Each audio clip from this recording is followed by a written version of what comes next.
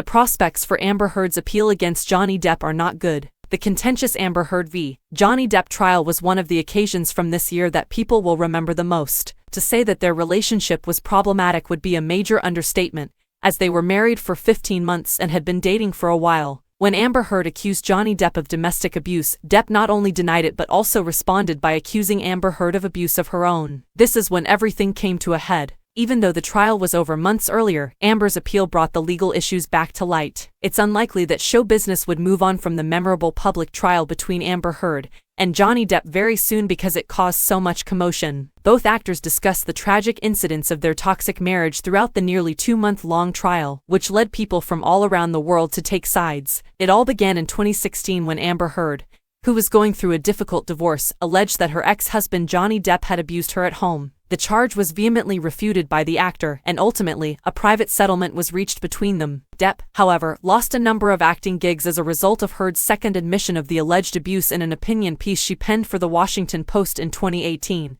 This included his renowned role as Captain Jack Sparrow in the Pirates of the Caribbean franchise. As a result, he filed a defamation lawsuit against his ex-wife. The actress then filed a countersuit. Both sides called a number of witnesses who gave moving testimony, and Depp called model Kate Moss, with whom he had dated when he was younger, to testify. The trial finally occurred earlier this year, and Depp won the case. The actor continued, "Regardless of the outcome, the purpose of bringing this lawsuit was to uncover the truth from the very beginning. I owed it to my children and to everyone who has continued to be by my side to tell the truth. Knowing that I have finally succeeded makes me feel at rest." Heard claimed on her own behalf that "I can't express how disappointed I am right now. I'm devastated that despite the overwhelming amount of evidence, my ex-disproportionate husband's influence, strength, and sway could not be overcome." Unsurprisingly, Amber Heard was dissatisfied with the trial's outcome, and as many people expected, she is appealing the decision. As stated by her legal counsel, "We think the court's mistakes prevented a just and fair decision that complied with the First Amendment.